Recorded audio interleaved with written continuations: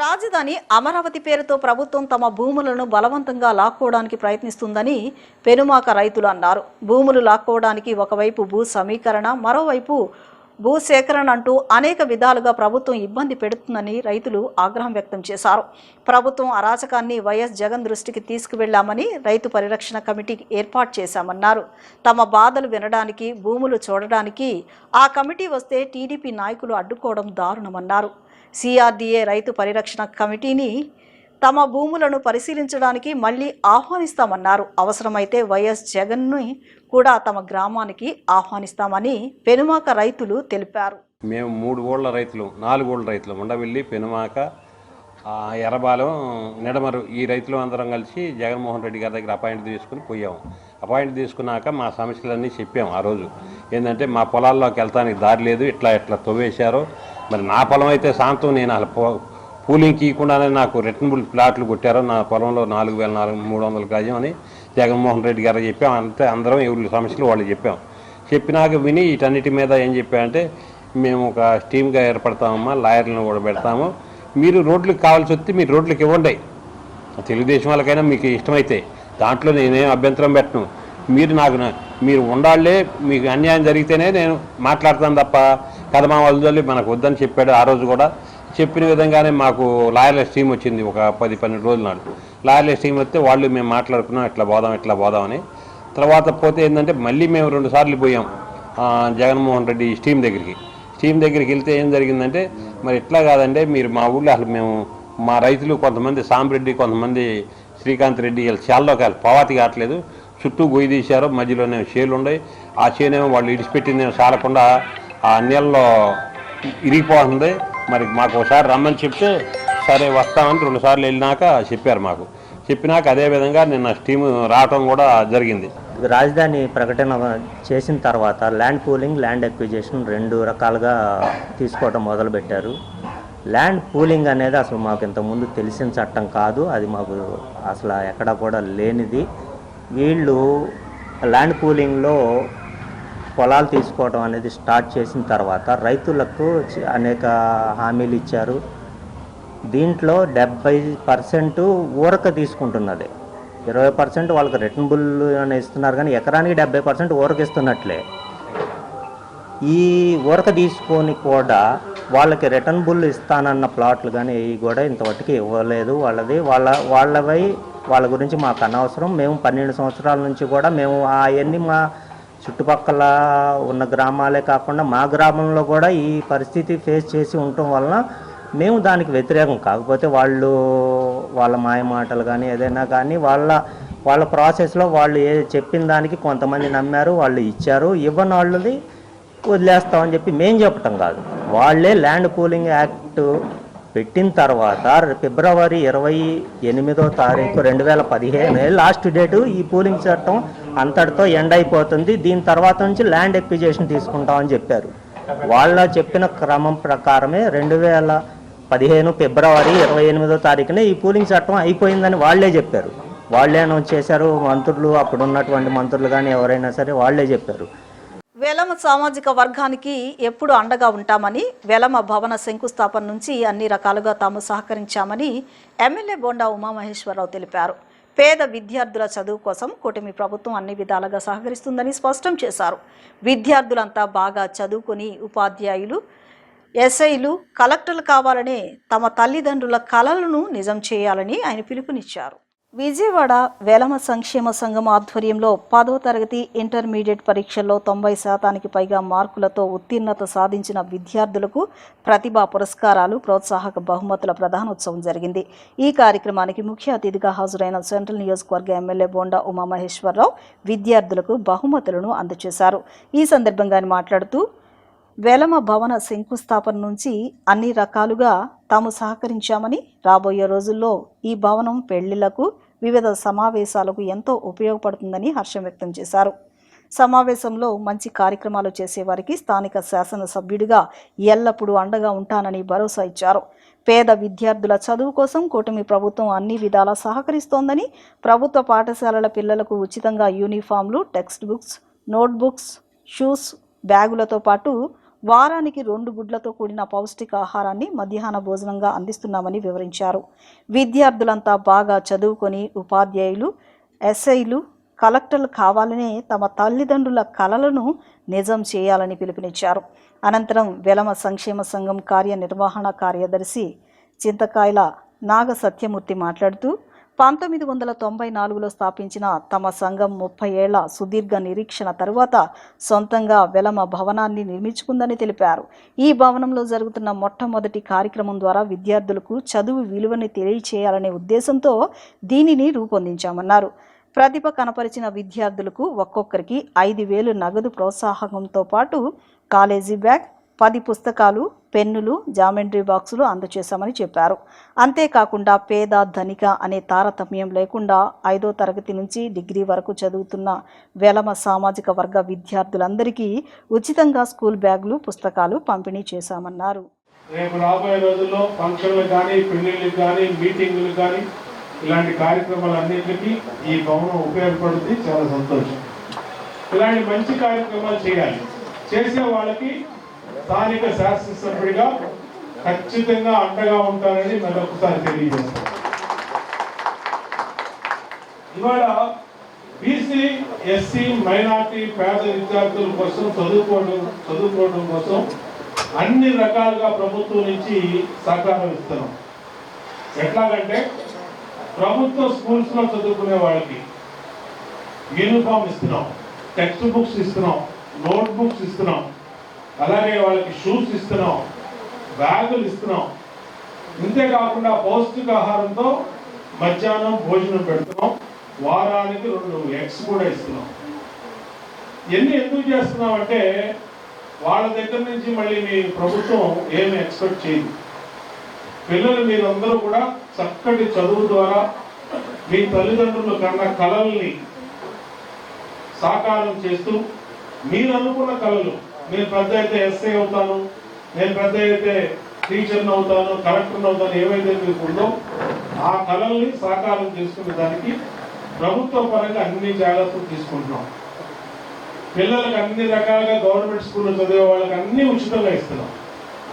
ఇంతేకాకుండా తల్లుల ఖాతాల్లో మళ్ళీ డబ్బులు ఇస్తున్నాం, డబ్బులు వేస్తున్నాం వాళ్ళకి. మీ ఎవరైతే 2 పిల్లలు ఉంటే ఒక తల్లికి, ఆ 2 పిల్లలకి తల్లికి 100 పేరు మీద వాళ్ళ ఖాతాల్లో డబ్బులు ఇస్తున్నాం. గత 1994 సంవత్సరంలోనే వెలమ సంక్షేమ సంఘం స్థాపించాం. 30 ఏళ్ల సుదీర్ఘ తర్వాత మా యొక్క కళగా ఈ వెలమ భవనం అనేటువంటి ఈ బిల్డింగ్ను నిర్మించుకొని మొట్టమొదటి కార్యక్రమంగా విద్యార్థులకు చేయూతనివ్వాలి, విద్య యొక్క విలువల్ని మా విద్యార్థులకు తెలియపరచాలనే ఉద్దేశంతో ఈ కార్యక్రమం రూపొందించాం.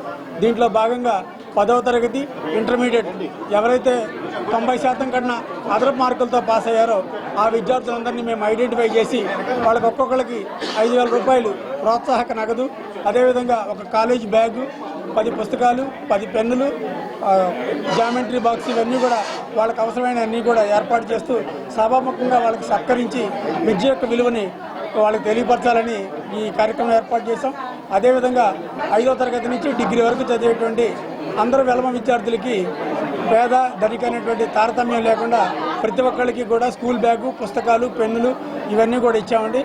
ఈ రకంగా పొలంలో అభివృద్ధి చెంది వాళ్ళు బాగా చదువుకొని మంచి స్థాయిలో ఉన్న తర్వాత వెనుదిరిగి వారికిలాగా ఎవరైతే పేదవారు ఉన్నారో వారి చేయూతను అందించాలనేటువంటి సంకల్పాన్ని వాళ్ళకి తెలియపరుస్తూ ఉత్తరోత్తర ఐఐటి కానీ మరింత ఈ హయ్యర్ క్లాసెస్కి సంబంధించినటువంటి ట్యూషన్స్ కూడా మేము ఇక్కడ ఈ భవనంలోంచి నిర్వహిద్దామని చెప్పేసి నిర్ణయించుకుంటూ ఈ కార్యక్రమం చేశాం. సత్యనారాయణపురం పోలీస్ స్టేషన్ పరిధిలో ఈ ఏడాది ఫిబ్రవరిలో జరిగిన నాగ మహేష్ మృతి వ్యవహారం స్థానికంగా చర్చనీయాంశంగా మారింది. నాగ మహేష్ మృతిపై కుటుంబ సభ్యులు అనుమానాలు వ్యక్తం చేస్తున్న నేపథ్యంలో ఆయన భార్య సాయి దుర్గా భవానీ మీడియా ముందుకు వచ్చి స్పందించారు. తన భర్తది హత్య కాదని, కుటుంబ కలహాల నేపథ్యంలో జరిగిన ఆత్మహత్యేనని ఆమె స్పష్టం చేశారు. నాగ మహేష్ మృతిని కొందరు కావాలనే హత్యగా చిత్రీకరిస్తూ తనపై తప్పుడు ప్రచారం చేస్తున్నారని సాయి దుర్గా భవానీ ఆవేదన వ్యక్తం చేశారు. తాము ప్రేమ వివాహం చేసుకున్నామని, అయితే భర్తకు మరో మహిళతో వివాహేతర సంబంధం కారణంగా తమ మధ్య తరచూ గొడవలు జరిగేవని తెలిపారు.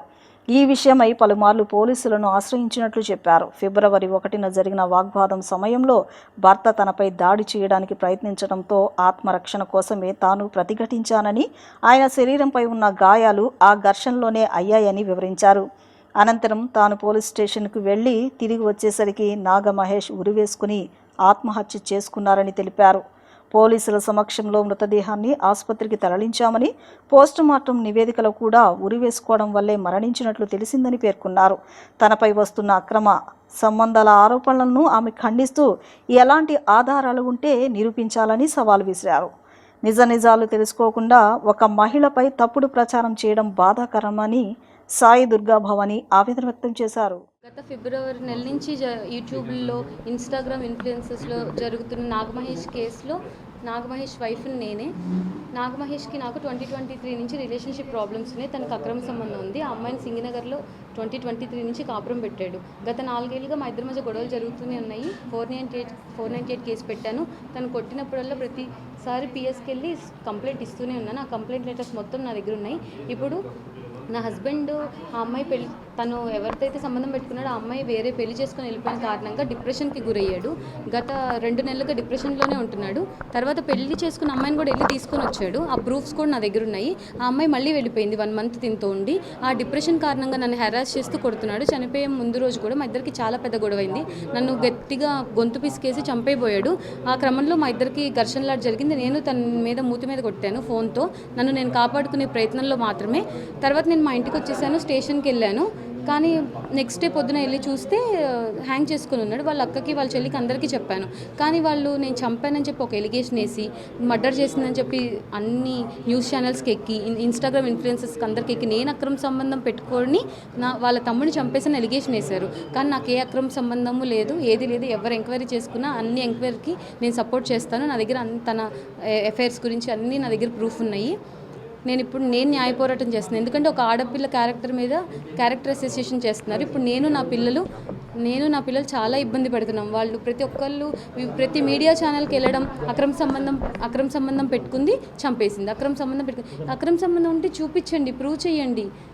పెట్టుకున్నది వాళ్ళ తమ్ముడు, నా హస్బెండ్ పెట్టుకున్నాడు. నన్ను నా పిల్లల్ని రోడ్డు మీద లాగేసి చనిపోయాడు సూసైడ్ చేసుకుని, వేరే అమ్మాయి కారణం వల్ల. ఇప్పుడు నన్ను నా పిల్లల్ని రోడ్డు మీదకి రాగి నా క్యారెక్టర్ అసెషన్ చేస్తున్నారు. అందుకే నేను ఇప్పుడు న్యాయ పోరాటం నేను చేస్తున్నాను. నాకు నా పిల్లలకి న్యాయం జరగాలని. నా దగ్గర పోస్టుమార్టం రిపోర్ట్ ఉంది. నేను కేసు పెట్టిన 498 రిపోర్ట్స్ ఉన్నాయి, అన్నీ ఉన్నాయి. తను కొట్టినవి పోస్టుమార్టంలో తను హ్యాంగ్ చేసుకున్నాడని వచ్చింది సార్. చిన్న చిన్న దెబ్బలు మా ఇద్దరి మధ్య, నేను ఆల్రెడీ స్టేట్మెంట్లో చెప్పిన ఘర్షణ దెబ్బలే ఉన్నాయి. సుత్తితో కొట్టేసి చంపేసి నేను చేయలా. సుత్తితో కొడితే పోస్టుమార్టంలో చాలా క్లియర్గా సుత్తితో కొట్టారని వస్తుంది. అదంతా వాళ్ళు వేసిన ఫేక్ ఎలిగేషన్. వాళ్ళు హైకోర్టుకి వెళ్ళారు, ప్రొసీజర్ జరుగుతుంది. పిఎస్లో నా మీద ఎంక్వైరీ స్టార్ట్ చేశారు, అంతా చేస్తున్నారు. నేను న్యాయపరంగా ఏది చేయాలో వాళ్ళందరికీ నా తరపున మొత్తం చెప్తున్నాను. కానీ వీళ్ళు ఇప్పుడు మీడియాకి ఎక్కి నన్ను నా పిల్లల్ని రోడ్డు మీదకి లాగేసి నా క్యారెక్టర్ని, వాళ్ళిద్దరూ మహేష్కి ఫాదర్ మదర్ లేరు, వాళ్ళ అక్క చెల్లి ఉంటారు. వాళ్ళిద్దరూ, ఒక చెల్లి నోయిడాలో ఉంటుంది ఢిల్లీలో, ఇంకో చెల్లి సుల్లూరు తిరుపతిలో ఉంటుంది. వాళ్ళ అక్క బ్యాంక్ జాబ్ చేస్తుంది. విద్యా వ్యవస్థలో పారదర్శకత, జవాబుదారీతనం మరియు అర్థవంతమైన సంస్కరణలు తీసుకురావాలనే లక్ష్యంతో కన్జ్యూమర్ రైట్స్ కౌన్సిల్ పనిచేస్తుందని కన్జ్యూమర్ రైట్ కౌన్సిల్ జాతీయ అధ్యక్షులు వికాస్ పాండే, నేషనల్ అధికార ప్రతినిధి Avinash, state vice president Mahanti Vasu తెలిపారు. సొసైటీ రిజిస్ట్రేషన్ చట్టం ప్రకారం విద్యా సంస్థలు అనేవి లాభాపేక్ష లేనివిగా సాగాలని, కానీ ప్రస్తుతం కార్పొరేట్ విద్యా సంస్థలు దీన్ని డబ్బు సంపాదించే వ్యాపారంగా మార్చాయన్నారు. విద్యారంగ సమస్యలపై కన్జ్యూమర్ రైట్స్ కౌన్సిల్ నిరసనలు శాంతియుతంగా వినతి పత్రాల రూపంలో జరుగుతున్నప్పటికీ ప్రభుత్వం స్పందించి తగిన చర్యలు తీసుకోకపోతే భవిష్యత్తులో ఆమరణ నిరాహార దీక్షలు కూడా వెనుకాడబోమని హెచ్చరించారు. విద్యా వ్యవస్థలో పారదర్శకత, జవాబుదారీతనం మరియు అర్థవంతమైన సంస్కరణలను తీసుకురావాలనే లక్ష్యంతో కన్జ్యూమర్ రైట్స్ కౌన్సిల్ ఆధ్వర్యంలో విద్యా సంస్కరణలపై చర్చ సమావేశాన్ని నిర్వహించారు. ఈ సమావేశంలో కన్జ్యూమర్ రైట్స్ కౌన్సిల్ జాతీయ అధ్యక్షుడు వికాస్ పాండే, నేషనల్ అధికార ప్రతినిధి Avinash, state vice president Mahanti Vasu మాట్లాడారు. విద్యారంగంలో జరుగుతున్న అవినీతి మరియు మాఫియా పోకడలకు వ్యతిరేకంగా national movement against corruption in education system అనే ఉద్యమాన్ని గత 2 నెలల క్రితం ప్రారంభించడం జరిగిందన్నారు. అయితే 2016 నుంచి ఈ పోరాటం కొనసాగుతుందన్నారు. సొసైటీ రిజిస్ట్రేషన్ చట్టం ప్రకారం విద్యా సంస్థలు అనేవి లాభాపేక్ష లేనివిగా సాగాలి, కానీ ప్రస్తుతం కార్పొరేట్ విద్యా సంస్థలు దీనిని డబ్బు సంపాదించే వ్యాపారంగా మార్చాయన్నారు. 4వ, 5వ తరగతి నుంచే ఐఐటి, మెడికల్ ఫౌండేషన్ల పేరుతో కార్పొరేట్ పాఠశాలలు లక్షలాది రూపాయల ఫీజులు వసూలు చేస్తున్నాయని, దీనివల్ల చిన్న వయసులోనే పిల్లలపై ఒత్తిడి పెరిగి బ్రెయిన్ డెడ్ అవ్వడం, ఆత్మహత్యలకు దారితీయడం జరుగుతుందన్నారు. ఈ సమస్యలపై దేశ ప్రధానికి, కేంద్ర విద్యాశాఖ మంత్రి ధర్మేంద్ర ప్రధాన్కి, ఏపీ ముఖ్యమంత్రి నారా చంద్రబాబు నాయుడు మరియు నారా లోకేష్కు వినతి పత్రాలు సమర్పించడం జరిగిందని చెప్పారు. ప్రస్తుతం ఈ నిరసనలు శాంతియుతంగా వినతి పత్రాల రూపంలో జరుగుతున్నప్పటికీ ప్రభుత్వం స్పందించి తగిన చర్యలు తీసుకోకపోతే భవిష్యత్తులో ఆమరణ నిరాహార దీక్షకు కూడా వెనుకాడబోమని హెచ్చరించారు. 2 months బ్యాక్ ఒక national movement against corruption in education system అని స్టార్ట్ చేయడం జరిగింది. యాక్చువల్ ఈ మూవ్మెంట్ 2016 నుంచి మనం ఫైట్ చేస్తున్నాను గవర్నమెంట్ ఆఫ్ ఇండియాతో. చాలా వరకు జస్టిస్ కూడా జరిగింది, కొన్ని స్టేట్స్లో ఇది యాక్సెప్ట్ చేయడం జరిగింది. బట్ ఈరోజు మన విజయవాడ జిల్లాలో మంత్రి వాసుదేవ్ గారు ఆధ్వర్యంలో ఈ ప్రెస్ మీటింగ్ కండక్ట్ చేయడానికి ముఖ్య కారణం ఏంటంటే విద్యా వ్యవస్థ పూర్తిగా ఒక మాఫియా చేతికి వెళ్ళిపోయింది. జరగాలి ఒకటి, జరుగుతుంది ఒకటి. విద్యా వ్యవస్థ అంటే ఎవరైనా స్టార్ట్ చేయాలి అనుకుంటే ఫస్ట్ ఏంటంటే సొసైటీ రిజిస్ట్రేషన్ చేసుకోవాలి. సొసైటీ రిజిస్ట్రేషన్ అంటే నో లాస్ నో ప్రాఫిట్, అంటే ప్రాఫిట్ కోసం మీరు విద్యా వ్యవస్థ రన్ చేయకూడదు. మీరు బెనిఫిటే కావాలి, డబ్బు సంపాదన చేయాలి అనుకుంటే మీరు స్కూల్ కాలేజ్ రన్ చేయొద్దు. మీరు వేరే మార్గం ఉన్నాయి, వేరే బిజినెస్ చేసుకోవచ్చు.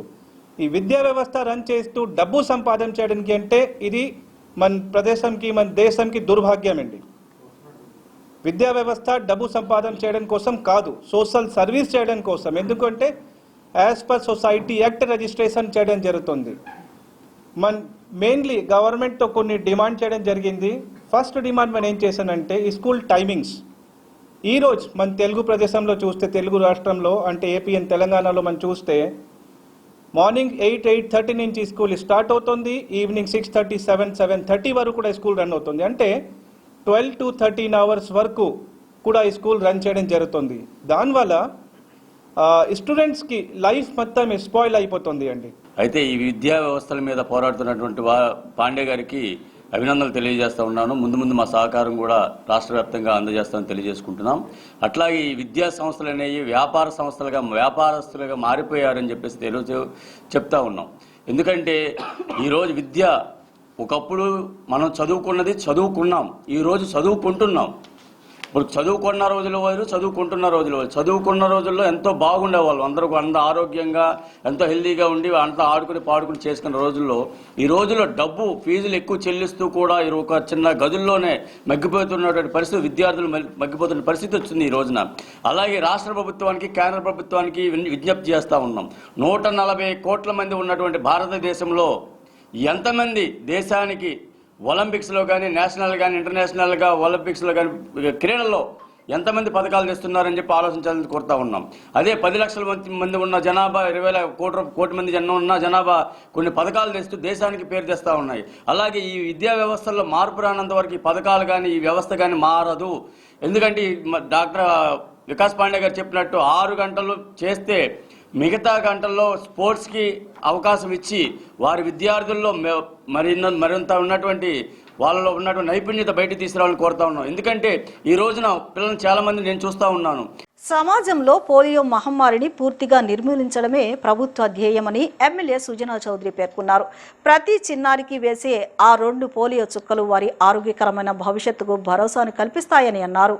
ఆరోగ్య కేంద్రాల వద్ద ఏర్పాటు చేసిన సదుపాయాలను తల్లిదండ్రులు సద్వినియోగం చేసుకుని తమ పిల్లల భవిష్యత్తును ఆరోగ్యవంతంగా తీర్చిదిద్దాలని ఆయన పిలుపునిచ్చారు. పశ్చిమ నియోజకవర్గ పరిధిలో ఆదివారం పల్స్ పోలియో కార్యక్రమం ప్రారంభమైంది. ఈ కార్యక్రమాన్ని పశ్చిమ ఎమ్మెల్యే సుజనా చౌదరి ముఖ్య అతిథిగా హాజరై ప్రారంభించారు. హెచ్బీ కాలనీలో ప్రాథమిక ఆరోగ్య కేంద్రంలో ఏర్పాటు చేసిన ప్రత్యేక శిబిరంలో ఆయన స్వయంగా చిన్నారులకు పోలియో చుక్కలను అందించారు. ఈ సందర్భంగా ఏర్పాటు చేసిన కార్యక్రమంలో ఎమ్మెల్యే సుజనా చౌదరి మాట్లాడుతూ సమాజంలో పోలియో మహమ్మారిని పూర్తిగా నిర్మూలించడమే ప్రభుత్వ ధ్యేయమని స్పష్టం చేశారు. పోలియో వంటి ప్రమాదకర వ్యాధుల నుంచి చిన్నారులను కాపాడుకోవడంలో ఈ కార్యక్రమం అత్యంత కీలక పాత్ర పోషిస్తుందని ఆయన అభిప్రాయపడ్డారు. ప్రతి చిన్నారికి వేసే ఆ 2 పోలియో చుక్కలు వారి ఆరోగ్యకరమైన భవిష్యత్తుకు భరోసాను కల్పిస్తుందన్నారు. ఏ ఒక్క బిడ్డ కూడా ఈ వ్యాధి బారిన పడకుండా చూడాల్సిన బాధ్యత మనందరిపై ఉందని ఆయన పేర్కొన్నారు. అనంతరం తల్లిదండ్రులకు ఆయన కీలక సూచనలు చేశారు. 5 ఏళ్లలోపు వయసున్న ప్రతి చిన్నారికి గతంలో చుక్కలు వేయించినా సరే ఈసారి తప్పనిసరిగా పోలియో చుక్కలు వేయించుకోవాలని కోరారు. ఆరోగ్య కేంద్రాల వద్ద ఏర్పాటు చేసిన సదుపాయాలను తల్లిదండ్రులు సద్వినియోగం చేసుకుని తమ పిల్లల భవిష్యత్తును ఆరోగ్యవంతంగా తీర్చిదిద్దాలని ఆయన పిలుపునిచ్చారు. నేషనల్ పల్స్ పోలియో డే సందర్భంగా మన primary health centre, urban primary health సెంటర్లో పిల్లలకి పోలియో డ్రాప్స్ వేయటం జరిగింది. దాంతోపాటు అన్ని అర్బన్ హెల్త్ సెంటర్స్లోనూ ప్రైమరీ హెల్త్ సెంటర్స్లో కూడా భారీ ఎత్తున పల్స్ పోలియో డ్రాప్స్ వేపిస్తూ ఉన్నాం. కాబట్టి పోలియోని ఎరాడికేట్ అయినప్పటికీ మనం చాలా జాగ్రత్తగా ఉండవలసిన అవసరం ఎంతైనా ఉంది. ప్రజలందరూ కూడా అప్రమత్తంగా ఉండి పిల్లలందరికీ కూడా డ్రాప్ చేయించుకోమని చెప్పి ఈ సందర్భంగా చెప్తున్నాం. 0 to 5 years అందరికీ మనం పల్స్ పోలియో డ్రాప్స్ అనేది వేస్తున్నాం. అన్ని ట్రాన్సిట్ పాయింట్స్లో కూడా ఇస్తున్నాం.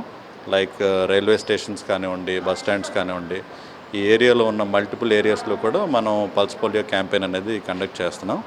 సో అందరు పిల్లలకి ఇది వేయించడం అనేది మ్యాండేటరీ అండి. ఎందుకంటే పోలియో రాకుండా మనం పోలియో నిర్మూల ఇండియా కింద చేద్దామని చెప్పేసి మన goal. Actually it is polio free India. But రీసెంట్గా జరిగిన వార్ వలన కానివ్వండి, దేర్ ఆర్ ఇంటర్నేషనల్గా ఎవరైనా ట్రావెల్ చేస్తున్నా యాక్చువల్లీ ఇది స్టూల్ శాంపుల్ నుంచి వస్తుంది కాబట్టి సో మనం అది ఎరాడికేషన్ కోసం మళ్ళీ పోలియో క్యాంపెయిన్ అనేది జరుగుతూ ఉంటుంది రెగ్యులర్గా. సో సక్సెస్ఫుల్గా we are doing it 100%. We are going to the high risk areas. ఇవన్నీ కూడా వెళ్ళి మనం పల్స్ పోలియో అనేది కండక్ట్ చేయడం జరుగుతుంది. ఇవాళ యాక్చువల్లీ సెంటర్స్లో జరుగుతూ ఉంటుంది. రేపు ఎల్లుండి మాత్రం హౌస్ టు హౌస్ సర్వే ఉంటుందండి. ప్రతి ఒక్క ఏఎన్ఎం, ఆశా టీమ్స్ కింద ఫామ్ అయ్యి ఈ ఏరియాలో ఉన్న ప్రతి ఒక్క ఇంటికి వెళ్ళి వాళ్ళు పల్స్ పోలియో డ్రాప్స్ ఇవాళ ఎవరైతే మిస్ అయ్యారో రేపు అనేది అక్కడ వేయటం జరుగుతుందన్నమాట. అలాగే మన స్టేట్ మొత్తంలో కూడా జరుగుతూ ఉంటుంది ఇలా. వార్తలు ముగించే ముందు ముఖ్యాంశాలు మరొకసారి.